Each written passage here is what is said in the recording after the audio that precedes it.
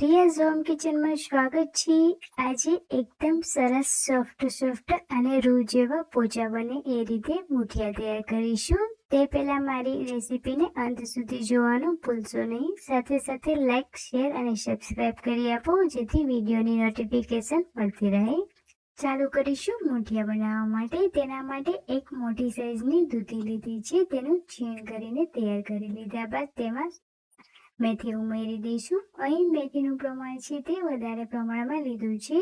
1 વાટકી જેટલા દાણા ઉમેરી દઈશું। સાથે સાથે સીઝનની લીલી ડુંગળી મળે છે તો તે પણ 1 વાટકી જેટલી ઉમેરી દીધા બાદ સૂકી ડુંગળી ઉમેરી દઈશું। 2 સ્પૂન જેટલું લાલ મરચું પાવડર ઉમેરી દઈશું। અહીં તીખાશ માટે વધારે પ્રમાણમાં ઉપયોગ કર્યો છે। 1 ચમચી જેટલું ધાણા જીરું પાવડર લીધું છે। 1 ચમચી જેટલી હળદર લીધી છે। સ્વાદ અનુસાર નમક ઉમેરી દઈશું। 1 વાટકી જેટલા તલ લીધા છે। શેકેલ જીરા પાવડર 1 ચમચી ઉમેરી દઈશું। સંચળ લીધું છે 1/2 સ્પૂન જેટલું અને ગરમ મસાલો લીધો છે। આખા દાણાનો ટેસ્ટ ખૂબ જ સારો એવો આવે છે જેથી તે પણ ઉમેરી દીધા બાદ અડધી ચમચી જેટલા બેકિંગ સોડા ઉમેરી દઈશું। ભાખરીનો લોટ લીધો છે 1 વાટકી। એ જ માપ સાઈઝથી બાજરીનો લોટ ઉમેરી દઈશું 1 વાટકી। તો અહીં 2 વાટકી લોટ ઉમેરી દીધા બાદ સરસ રીતે મિક્સ કરી લઈશું। તો એકદમ સોફ્ટ બનાવવા માટે એક ચીઝ ઓર ઉમેરીને તૈયાર કરીશું। તેના માટે 3 થી 4 સ્પૂન જેટલું તેલ મોણ માટે ઉમેરી દઈશું જેથી મુઠિયા છે તે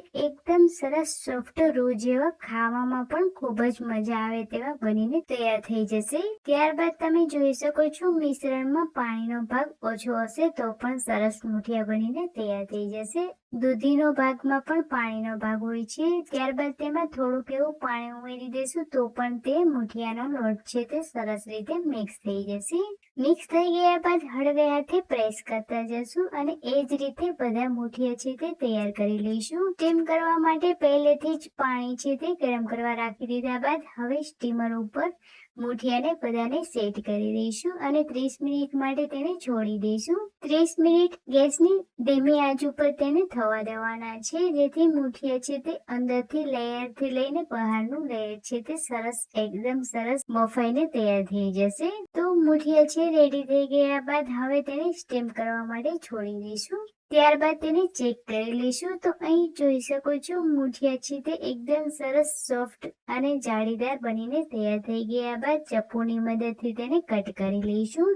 તો કટ થઈ ગયા છે હવે તેને વઘાર કરવાનો છે। તો વઘાર માટે 4 ચમચી જેટલું તેલ લીધું છે। ત્યારબાદ 1 ચમચી રાઈ ઉમેરી દઈશું। 1 ચમચી જેટલું જીરું લીધું છે। કડી પત્તા ઉમેરી દઈશું અને સાથે સાથે તલ લીધા છે તે પણ ઉમેરી દઈશું। અને મુઠિયાના ટુકડા બનાવીને તૈયાર કરેલા છે તે ઉમેરી દીધા બાદ તેને સરસ રીતે મિક્સ કરી લઈશું। તો ફ્રેન્ડ્સ મુઠિયાની રેસીપી તમને કેવી લાગી છે તે મને કમેન્ટ કરો। સાથે સાથે થોડીક એવી પણ પસંદ આવી હોય તો સબસ્ક્રાઇબ કરવાનું તો બિલકુલ ના ભૂલશો અને લાઈક કરવાનું બિલકુલ ના ભૂલશો।